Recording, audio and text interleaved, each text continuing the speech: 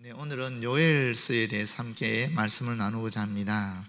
이 말씀도 똑같이 다른 예언서들과 마찬가지로 심판을 경고하고 회개를 촉구하고 또 심판 후에 있을 여호와의 날, 구원을 이야기하고 있습니다. 그런데 문서 예언자들 중에 최초의 예언자가 바로 이 요엘입니다. 최초의 문서 예언자가 요엘입니다. 비록 성경 순서로는 뒤에 있지만은 실제로는 제일 첫 번째 문서 예언자가 요엘입니다. 근데 요엘은 개인적인 환상이나 또는 경험이 등장하지 않습니다. 역사적 사실에 대한 묘사, 그리고 미래에 대한 여호와의 날에 대한 객관적인 그런 묘사에 치중하고 있다고 볼 수 있겠습니다. 먼저 저자는 요엘이지요. 요엘인데 요엘의 뜻은 뭐냐? 여호와는 하나님이시다 하는 뜻입니다. 1장 1절에 보면 버두엘의 아들로 기록이 되어 있는데 이 버두엘이 누군지 어떤 집한지 알 수 없습니다. 출생지에 대한 소개조차 없습니다. 그렇기 때문에 요엘은 아마도 영향력 있는 가문의 출생은 아닐 것이다 라고 우리가 추측할 수 있습니다. 역사적 상황을 보게 되면은 먼저 시대적 배경은 이 요엘은 이스라엘의 엘리야와 동시대 인물입니다. 요엘서에는 시대적 언급에 대한 정확한 묘사가 없기 때문에 우리가 알 수 없지만 그럼에도 불구하고 학자들이 추정하기로는 요엘이 아합과 이세벨의 딸인 아달랴를 몰아내고 유다의 8대 왕이 되었던 요아스 통치 기간에 활동했다라고 봅니다. 그때가 주전 835년에서 796년이거든요. 이 시대가 어떤 시대냐? 정치적으로 혼란하고 종교적으로 매우 불안정하고 경제적으로 극심한 어려움에 처했던 시대로 알려져 있습니다. 왜 그런가 하면은 이세벨의 딸인 아달랴가 통치했단 말이에요. 그러다 보니까 바알 숭배가 여전히 뿌리 깊게 폭넓게 남아 있었다라는 것입니다. 비록 예루살렘 성전의 대제사장이었던 여호야다가 이 아벨 가문, 죄송합니다. 이세벨의 가문이죠. 이세벨의 가문을 물리치고 요아스를 세웠습니다. 그러면서 예루살렘 성전을 다시 보수하고 종교 개혁을 실시했지만 그런데 여호야다가 죽자 바로 요아스가 종교적인 기성 세력에 그냥 수그러들어 버립니다. 그리고는 종교개혁도 멈추었고요, 바알 숭배가 다시 만연하게 되었을 때도 그거를 그냥 내버려 둡니다. 그래서 결과적으로는 우상 숭배에 동조한 그런 시대가 되어버렸습니다. 정치적으로는 이 북쪽에는 아직 아수르가 패권을 잡기 전입니다. 그러다 보니까 베니게, 블레셋, 에돔 이런 여러 나라들이 팽팽하게 자신의 세력 확장을 위해서 경쟁했던 시대입니다. 물론 남쪽에는 전통적인 강대국인 애굽이 또 문화적으로나 또 정치적으로 강력한 영향력을 행사하고 있었던 이런 시대입니다. 경제적으로 보게 되면 계속 우리 요엘서에 나오는 내용이지만은 메뚜기 떼가 남유다 왕국을 완전히 휩쓸고 지나가서 전 국토가 황폐하게 되어버렸습니다. 그 메뚜기 떼가 얼마나 지독했는지 아모스도 남유다의 이야기를 하면서 메뚜기 대재앙을 이야기하고 있습니다. 과거의 회고를 하면서 그만큼 엄청난 대재앙의 시대가 이 메뚜기로 말미암아 요엘 시대에 있었습니다. 그러다 보니까 경제적으로 너무 어려워지는 거죠. 게다가 가뭄까지 겹쳐가지고 하여튼 백성들은 굉장히 큰 고통을 당했던 시대입니다. 기록 연대는 주전 약 835년경이고요 지리적인 배경은 남유다 왕국이 되겠습니다. 요엘서의 주제는 무엇이냐면 주의 날입니다. 주의 날. 요엘의 시대에 아무런 경고도 없이 끔찍한 메뚜기 재앙이 유다를 강타했습니다. 그 메뚜기 재앙은 하나님의 심판의 날로 생각했습니다. 1장 4절에 보게 되면 이런 말씀이 있어요. 팥중이가 남긴 것을 메뚜기가 먹고 느치가 남긴 것을 죄송합니다. 메뚜기가 남긴 것을 너치가 먹고 너치가 남긴 것을 황충이 먹었도다. 이렇게 얘기하고 있어요. 여기 팥중이, 메뚜기, 너치, 황충 이런 얘기가 나오는데 다 메뚜기를 얘기하는 것입니다. 다 메뚜기인데 메뚜기의 습성에 따라 이 네 가지로 분류해서 얘기하는 거예요. 팥중이는 삼켜버리는 것을 의미하고 있고, 메뚜기는 급속도로 정식하는 것을 의미하고 있고, 너치는 날카로운 이빨로 갈아서 먹어버리는 것을 의미하고 있고, 황충은 한꺼번에 먹어치워버리는 그런 습성을 이야기한다라고 볼 수 있겠습니다. 그러니까 쉽게 말하면은 이 메뚜기 떼가 대규모로 유다 땅에 이동하면서 농작물을 갈아 완전히 먹어치워 버렸다라는 것입니다. 그런데 요엘이 남긴 것을 먹었다라는 표현을 무려 이 3번씩이나 반복하면서 당시 메뚜기 떼가 유다의 농작물을 철저하게 갉아 먹었음을 강조하고 있습니다. 농작물 씨가 말라버렸다는, 먹을 것이 다 없어져 버렸다는 거예요. 어떡하겠어요? 그러니까 큰 공경을 당할 수밖에 없었던 것이죠. 그런데 이런 메뚜기의 재앙이 아무리 극심하다 할지라도 주의 날에 있을 하나님의 심판은 이 재앙과 비교할 수 없다라는 것입니다. 이게 무슨 얘기죠? 사실 하나님께서 우리에게도 어떤 징조를 보여주셨어요. 이 코로나 오기 전에 그게 사스죠. 메르스였습니다. 다 남의 이야기였어요. 그렇지 않습니까? 사스와 메르스는 치명적이었거든요. 치명적이다 보니까 이게 감염률은 떨어지는 거예요. 그런데 코로나는 어떻습니까? 사실 치사율은 독감이 비할 바가 아니거든요. 독감보다 훨씬 약해요. 지금은 더 떨어졌습니다. 지금은 감염률이 증가하게 되면서 거의 의사들의 말에 의하면은 심지어 감기 바이러스 상태로 떨어졌다까지 얘기하니까, 지금 우리가 감염은 얘기하지만, 확진은 얘기하지만 치사는 돌아가신 분들 얘기는 없잖아요. 그러니까 이게 급속도로 확산을 하고 있지만은 치사율은 굉장히 떨어졌다라고 볼 수 있는 거죠. 지금 통계가 안 나올 만큼 떨어졌다라는 거예요. 그럼에도 불구하고 중요한 것은 무엇입니까? 전 세계가 이 코로나 때문에 스톱해버린 거예요. 완전히 코로나 이전과 이후로 나눌 만큼 엄청난 변화가 일어난 것입니다. 교회도 마찬가지예요. 교회도 코로나 이전과 이후를 지금 얘기할 만큼 심각한 위기 속에 놓여 있다라는 것입니다. 그런데 하나님께서 미리 보여주셨어요. 사르스나 메르스를 통해서. 그런데 그것을 우리는 심각하게 받아들이지 않았다라는 것이죠. 메뚜기 대재앙이 있었는데 그거보다 더 무서운 재앙이 주의 날이다 라고 지금 요엘이 말하고 있는데, 어쩌면 우리도 마찬가지 아니겠습니까?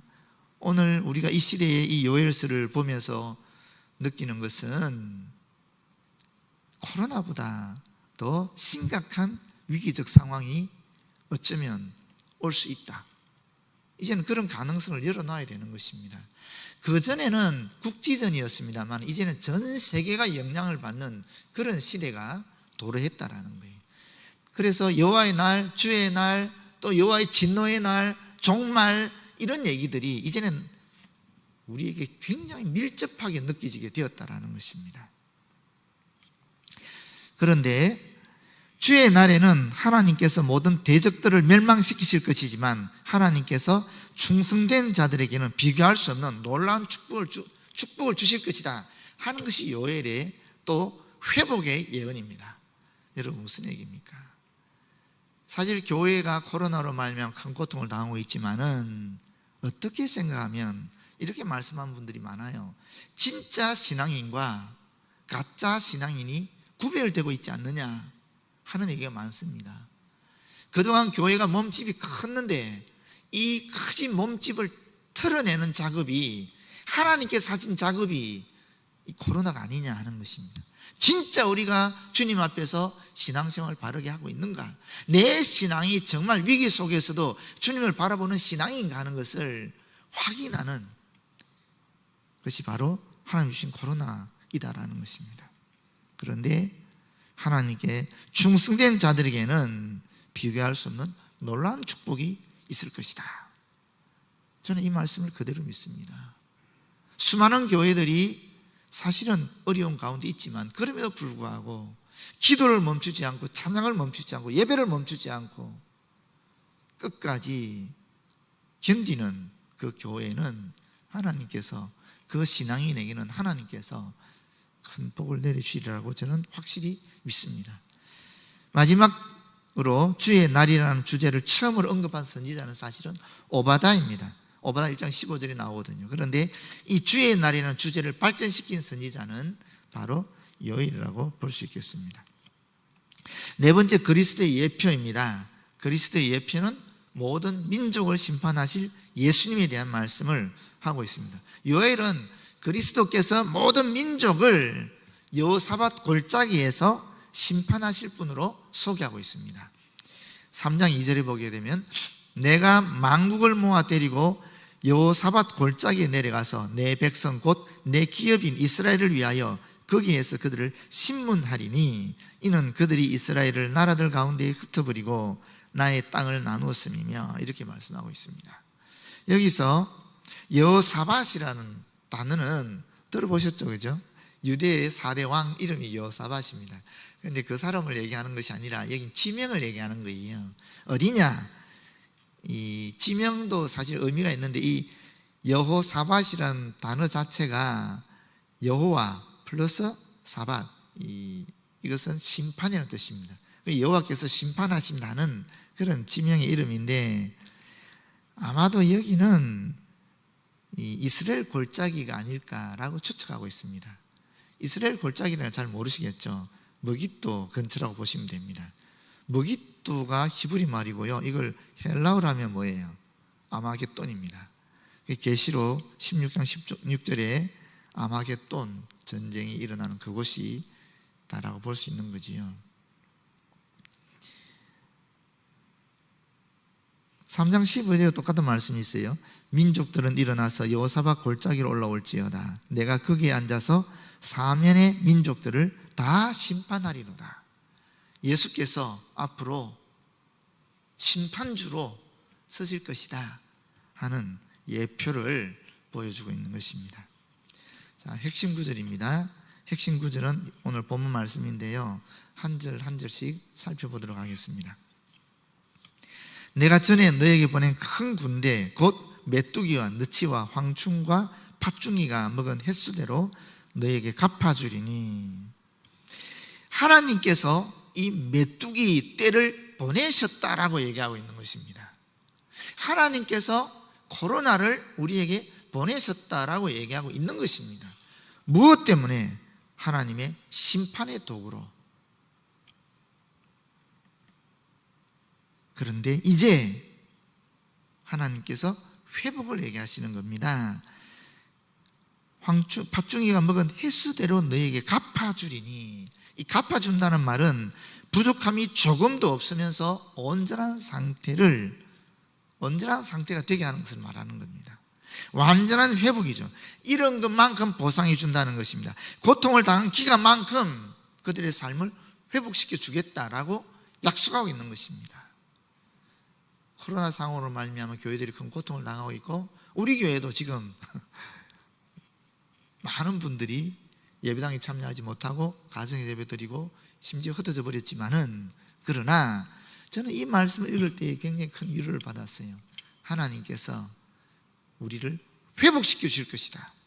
그 이전대로, 아니 부족함이 조금도 없는 완전한 상태로, 온전한 상태로 회복해 주실 것이다.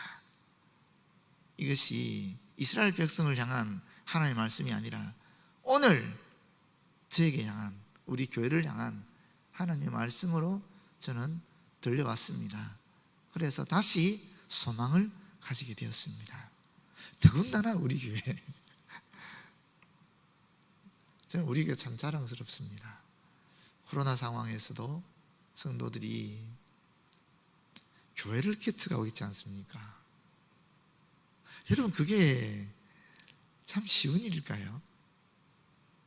정말 저는 여기 대덕한비교 담임 목사지만 정말 자랑스러워요. 사실 저는 이다로 목사님이 이 시기에 교회를 개척한다 했을 때 말렸거든요. 지금은 개척할 시기는 아닌 것 같다. 정말 하나님의 응답인지 기도해봐라. 제가 2번이나 사실은 죄송하지만은 이걸 뭐라 그러죠? 물렸어요. 그러면서 계속 이다로 목사님이 정말 받은 응답이 확실한지를 2번이나 확인시켰어요. 그런데 하나님 개척하란다는 거예요. 사실 좀 난감했거든요. 이 상황 속에. 근데 우리 당회에다 제안했는데 장로님들이 너무나 감사하게 받아주시는 거예요. 처음에 이다로 목사님 제안했던 게 9,500만 원이었습니다. 그런데 그 9,500만 원을 받고 장로님들 중에 한 분이 이건 너무 적지 않느냐, 이거로 교회가 개척이 되냐, 최소한 1억 5천 원 돼야 되지 않겠느냐, 그렇게 당회에서 얘기가 나왔어요. 이다로 목사님이 그 얘기를 듣고 다시 1억 4,500을 올렸습니다. 근데 당회에서는 그대로 통과. 그래서 성도들이 헌금을 했잖아요. 1억 6천만 원 정도 나왔습니다. 사실 저는 굉장히 감격스러웠어요. 이 시기에, 어려운 시기에, 예배도 드리기 힘든 시기에, 위축되고 있는 시기에 교회가 개척한다? 참, 만약에 저 혼자 결정했으면 저는 못했어요. 근데 우리 당회에서 장로님들이 그렇게 격려하시고 지지해 주셔서 이 개척이 되는 겁니다. 그 당회의 정책을 또 온 성도들이 힘을 합해서 도와주셔서 10월 첫째 주일날 일단 교회가 개척될 것입니다. 놀랍지 않습니까, 여러분? 저는 굉장히 자랑스럽고, 하나님이 이런 교회를, 이런 우리 대덕한빛교회를 참 기특하게 여기지 않으실까. 저도 이렇게 감격스러운데 하나님 오죽하시겠어요. 다 문 닫고 있는 상황 속에 그래도 우리는 주임 없는 교회를 세우고 확장시키는 그 일을 계속하고 있으니까 저는 우리 교회를 반드시 하나님께서 회복해 주시리라고 믿습니다. 너희는 먹되 풍족히 먹고 메뚜기 떼의 재앙 가운데 다 굶주리지 않았습니까? 그런데 이제는 배불리 먹어서 더 이상 먹을 수 없는 상태로까지 만들어주시겠다라고 약속해 주시는 것입니다. 너희에게 놀라운 일을 행하신 너희 하나님 여호와 이름을 찬송할 것입니다. 외적으로는 메뚜기 떼를 유다 땅에서 완전히 몰아내시고 황폐한 땅을 비옥하게 회복시키신 일이라고 할 수 있겠지만, 내적으로는 하나님께서 기대할 수조차 없고 생각하지도 못한 감격적인 회복 역사를 베푸실 것이라는 겁니다. 이러한 일을, 그 크나큰 감격적인 회복 역사를 경험한 백성들이 어떻게 하나님 이름을 찬송하지 않을 수 있겠습니까? 당연히 하나님 이름을 찬송하게 되는 것입니다. 이 하나님 이름을 찬송한다라는 것은 하나님과 백성의 관계가 회복된 것을 의미하는 것입니다. 그러면서 내 백성이 영원히 수치를 당하지 아니리로다. 하나님이 복을 주시더라도 그것을 누리지 못한다면 그건 결코 온전한 복이 될 수 없잖아요. 그런데 이 죄의 문제가 해결된 다음에 비로소 하나님께서 배불리 먹도록 하시는 복을 허락하신다는 거예요.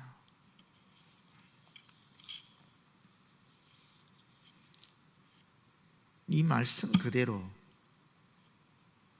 저와 여러분과 우리 교회에 이루어졌으면 참 좋겠습니다. 또 그렇게 이루어지리라고 저는 확신합니다. 그런즉 내가 이스라엘 가운데 있어 너희 하나님 여호와가 되고 다른 이가 없는 줄을 너희가 알 것이라. 이 알 것이라는 말 여러 번 제가 말씀드렸습니다. 지난주에도 말씀드린 것 같아요. 안다 하는 말은 그 대상과 깊은 관계를 맺음으로 상대적으로, 죄송합니다, 상대를 깊은 관계를 맺다 보니까 인격적으로 체험해서 아는 것을 말하는 것입니다. 그 상대를 본질적으로 아는 것입니다. 인격적으로 완전히 아는 것입니다. 더 심하게 얘기하면 전쟁과 같은 절박하고 생생한 체험을 통해서 무언가를 몸소 깨우치는 것을 얘기하는 것입니다. 그것이 안다는 얘기예요. 하나님의 주도로 이루어진 이런 징계와 또 회복의 과정을 몸소 겪으면서 이스라엘 백성들은 오직 하나님만이 참으로 살아계신 하나님이심을 부인할 수 없을 만큼 철저하게 깨닫게 될 것이라는 것입니다. 우리도 마찬가지죠. 코로나를 통해서 이 연단의 과정, 이 고통의 과정, 이 징계의 과정을 통해서 우리가 더욱 하나님을 철저히 알게 되는 것입니다. 더욱 하나님의 은혜에 감격하게 되는 것입니다.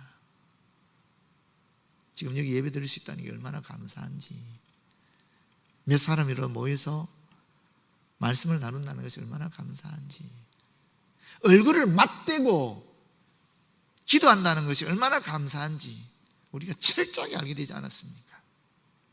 그런 이야기를 하고 있는 것입니다. 경험하지 않으면 모르지요. 경험하고 나니까 더 또렷하고 분명하게 하나님의 은혜를 우리가 알게 되는 것입니다. 철저하게 깨닫게 되는 것입니다. 28절에 보게 되면, 죄송합니다. 덜 끝났군요. 내 백성이 영원히 수치를 당하지 아니하려로다. 왜 그렇습니까? 하나님을 바로 깨달아 알게 되면은 헛된 우상을 섬기지 않을 거라는 겁니다. 그렇지 않습니까? 도울 힘이 전혀 없는 세상을 의지하지 않게 되리라는 것입니다.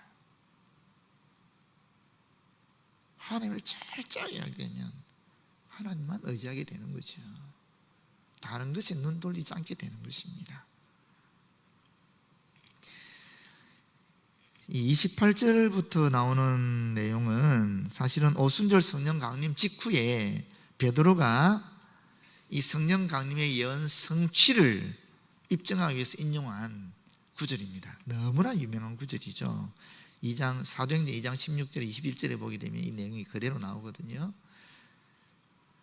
28절입니다. 그 후에 내가 내 영을 만민에게 부어주리니 너희 자녀들이 장래일을 말할 것이며 너희 늙은이는 꿈을 꾸며 너희 젊은이는 이상을 볼 것이며 그때 또 내가 내 영을 남종과 여종에게 부어줄 것이며. 너무 유명한 구절이지 않습니까?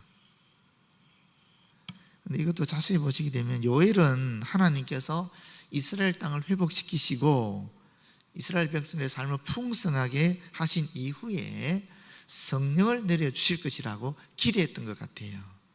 사실 하나님이 예언자에게 계시를 주시지 않습니까?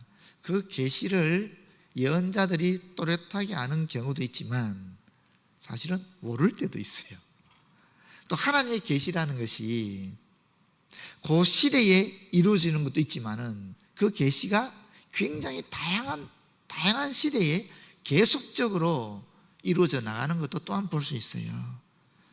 이 말씀이 그렇다라고 보여지는 거죠. 요엘은 어쩌면은 자기 당대에 이 일이 이루어지리라고 기대했을지도 몰라요. 그런데 어떻습니까? 우리 성경을 보게 되면 훨씬 이후에, 그렇지 않습니까? 무려 몇 년입니까? 1200년 이후라고 봐야 되겠죠. 이게 요엘이 800년, 주전 800년, 830년경에 활동했다 그러면은 1170년인가요? 하여튼 그 이후에 이 사도행전의 역사가 일어나니까 이 1000년이 그냥 하루 같다는 얘기가 확 들어오지 않습니까? 여기 보시면 이렇게 말합니다. 만민에게 부어준다 그랬잖아요. 만민이라 그러니까 모든 지구상의 모든 사람에게 다 부어주는 것으로 여기기 쉬운데 그렇지 않습니다. 이것은 하나님의 언약 백성을 뜻하는 것입니다. 왜냐하면 그 뒤에 나오는 것을 보면 알 수 있습니다. 너희 자녀들이 하나님의 자녀들이죠. 하나님의 백성된 자녀들이죠. 그렇기 때문에 이것은 언약 백성으로 국한되어 있는 만민입니다. 사실 하나님의 영은 구약시대에는 특별한 사명을 받은 제한된 분들에게만 임했잖아요. 성전 건립할 때에 오홀리압이라든지 이런 사람들, 또는 하나님 세우신 신정왕국의 왕들, 또는 예언자들, 또는 사사시대 사사들, 이런 특별한 사람들에게만 하나님의 영이 임했는데, 이제는 하나님께서 예수 그리스도 십자가 구속으로 말미암아 만민에게 구원의 문을 열어 젖혔을 때부터는 이제는 누구든지 예수님을 주님으로 고백하는 그 분들은 누구나 다 하나님의 영을 받은 사람이라는 것을 우리는 알지요. 고린도전서 12장 3절 하반절에 정확하게 나오지요. 성령으로 아니하고는 누구든지 예수를 주시라 할 수 없다. 우리가 예수님을 그리스도로 고백하는 것은 하나님의 영을 받은 증거라는 거예요. 그전에는 하나님의 영이 특별한 사람에게 임했지만 이제는 누구든지 예수를 그리스도로 고백한 모든 사람들에게 임했다라는 거예요.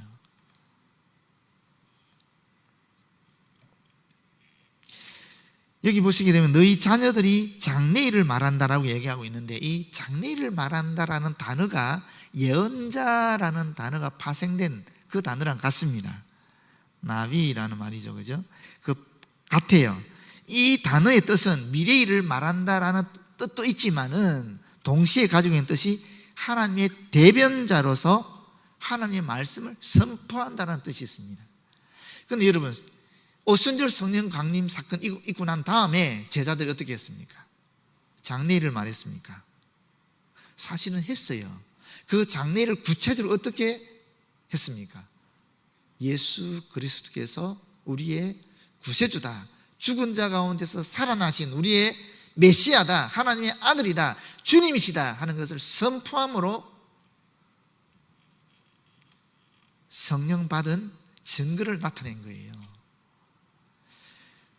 우리가 여기서 그러니까 장래일을 말한다고 해서 반드시 예언을 한다라고 그렇게 보시는 것은 문맥과 어울리지 않는 겁니다.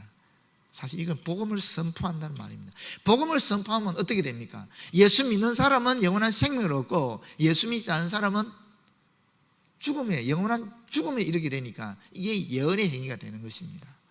그래서 복음의 선포와 이 장래일을 말하는 것이 결국 오순절 성령 강림 사건 이후의 사건을 통해서 우리는 확실하게 결합되는 것을 볼 수 있는 것입니다. 이 말씀이 구체적으로 그때 이루어졌다는 것을 볼 수 있고, 지금 이 시대에도 이 말씀은 계속적으로 우리 가운데 이루어지고 있는 것이라고 볼 수 있는 것입니다. 여기 늙은이는 꿈을 꾸고 젊은이 이상을 본다 그랬는데, 이 꿈이 이상이고 이상이 꿈입니다. 하나님의 계시를 보는 것인데, 여기 꿈이라는 것은 잠을 자는 가운데에 하나님의 계시를 보는 것이죠. 이상이라는 것은 의식이 깨어있는 가운데에 하나님의 계시를 보는 것을 얘기하는 거예요. 결국 꿈이든 이상이든 하나님의 계시를 보는 것을 얘기하는 것입니다. 그런데 신약 시대에 이런 꿈을 꾸고 이상을 본다라는 것은 어떤 의미를 가지고 있느냐 하면 복음을 받는 것을 의미하는 것입니다. 더 나아가서는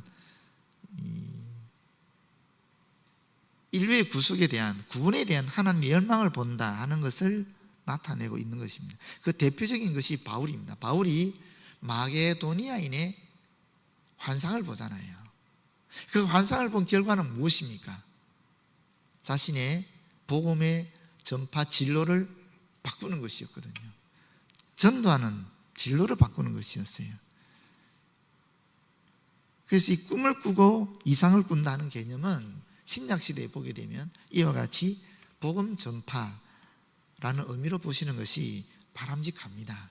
물론 우리가 알지 못하는 초월적인 하나님의 어떤 뜻을 알리는 것도 포함되는 얘기지만 그걸 무시하는 것이 아니라, 그러나 보다 이 근원적인 본래적 의미에 있어서 꿈과 계시를 본다라는 것, 환상을 본다라는 것은 철저하게 예수께서 그리스도이심을 증언하는 거기에 놓여 있다라는 것입니다. 우리가 보는 모든 계시, 환상, 초월적인 인간의 이성을 넘어서 있는 그런 예언들 왜 하는 겁니까? 예수를 그리스도로 전하는 그 일에 도움이 되기 위해서 하는 것이지, 그 일을 제외하고 뭐 이상이나 꿈이나 환상이나 이건 의미가 없다라는 것입니다. 29절 말씀은 매우 중요한 말씀입니다. 그때 내가 또 내 영을 남종과 여종에게 부어줄 것이다. 왜 남종과 여종이라 그럴까? 종이 뭡니까? 노예잖아요. 노예에게 부어주겠다라고 얘기하는 것입니다. 노예는 사람 취급받지 못하는 시대에 더군다나 노예 중에서도 여자 노예 말할 필요도 없는 거 아니겠습니까? 근데 왜 굳이 하나님께서 남종과 여종이라고 굳이 이야기하고 있을까? 젊은이, 어르신 괜찮잖아요, 그거는. 근데 왜 남종과 여종을 얘기하고 있을까? 여러분, 이것은 사람은 인간을 사회적 신분으로 구분합니다. 그 사람이 가지고 있는 어떤 지식의 유무라든지 또는 무슨 재물의 유무라든지 또는 건강의 유무라든지 또는 보여지는 그런 어떤 태도의 유무, 다 그거로 사람은 판단해요. 그러나 하나님은 그렇지 않다라는 거예요. 하나님은 그 중심을 본다라는 거예요. 솔직히 우리 한국 교회사 역사를 보더라도 정말 우리 어르신들 생각, 우리 할머니들, 우리 어머니들 생각해 보십시오. 그분들이 무슨 대단한 지식이 있었습니까? 무슨 대단한 재물이 있었습니까? 대단한 무슨 벼슬이 있었습니까? 아니거든요. 정말 주님 하나만 보고 하나님 말씀만 붙잡고 글도 못 읽는 분들이, 한글도 못 깨친 분들이 교회 와서 한글 깨치면서 성경 읽고 그 말씀 붙잡고 기도하고 그대로 나아가신 분들이 얼마나 큰 구원의 역사를 일으킵니까? 우리 어머니, 아버지, 할머니도 다 그런 분 아닙니까? 지금도 비록 거동이 불편해도 끊임없이 말씀 붙잡고 주님께 주의 성도를 위해서, 몸된 교회를 위해서, 하나님 나라를 위해서 기도하는 그런 분들이 하나님의 진짜 사역자들 아니겠어요? 그렇지 않습니까? 그런 분들을 통해서 하나님 역사를 일으키는 것이거든요. 사실 제 이런 얘기해서 죄송하지만 저도 공부를 좀 하다 보니까 저 안에 교만한 마음이 있거든요. 그러니까 하나님이 성령의 큰 역사를 안 주시는가 봐요. 그런데 정말 겸손한 분들한테 하나님이 큰 은사를 허락하시는 거예요. 저한테는 하나님 말씀의 은사를 확실히 주신 것 같아요. 저는 그건 확실히 믿어요. 그런데 저한테 좀 예언의 은사 같은 거 주셨으면 좋겠는데 안 주시거든요. 방언의 은사, 경상도 사투리 방언밖에 안 주시고 무슨 신비로운 그런 방언의 은사 주시지도 않고 그러시더라고요. 저한테 필요한 지혜의 은사라든지 분별의 은사라든지 또 말씀의 은사라든지 이런 은사를 주신 것 같은데 이상하게 그건 안 주시더라고요. 제가 교만해서 그런 것 같아요. 저는 제 스스로 그렇게 느낍니다. 애를 많이 썼거든요, 한때. 안 주시더라고요. 우리 어머니도 받고 내 동생들도 받았는데 하나님이 보시는 것은 정말 겸손한 자 같아요. 정말 겸손한 자. 그 겸손한 자한테 하나님께서 이상을 보이시는 겁니다. 그런 분들 하나님이 쓰시는 겁니다.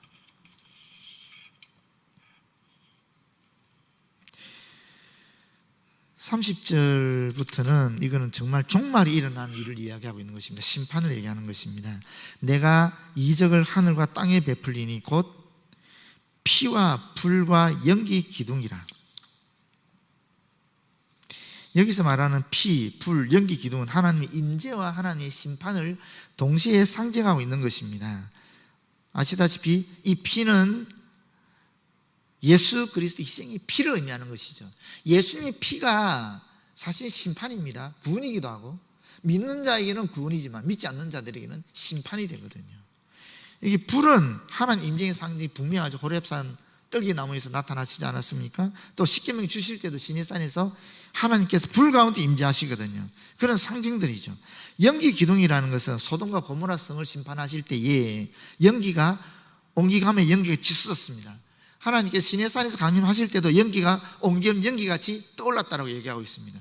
다 하나님의 심판과 임재를 상징하는 그런 것들입니다.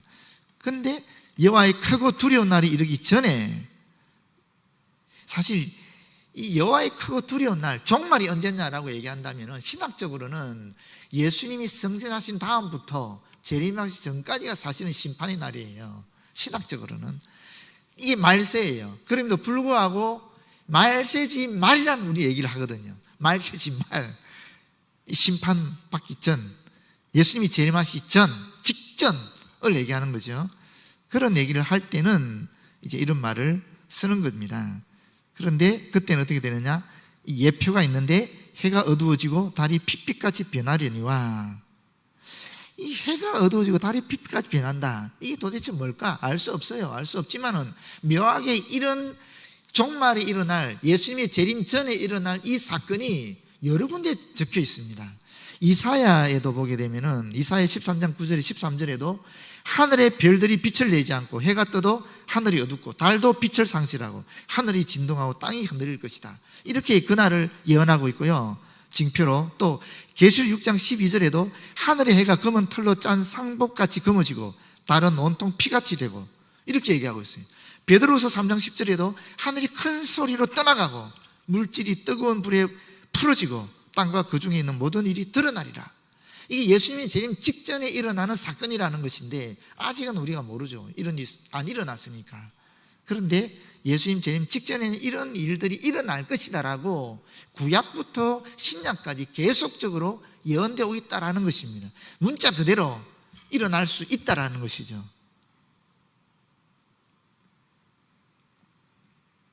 사실 그런데 왜 이렇게 되느냐 하면은 이 세상이 종말을 고한 다음에는 지금 우리가 알고 있는 이런 가시광선의 빛은 필요 없어지는 것입니다. 왜 그렇습니까?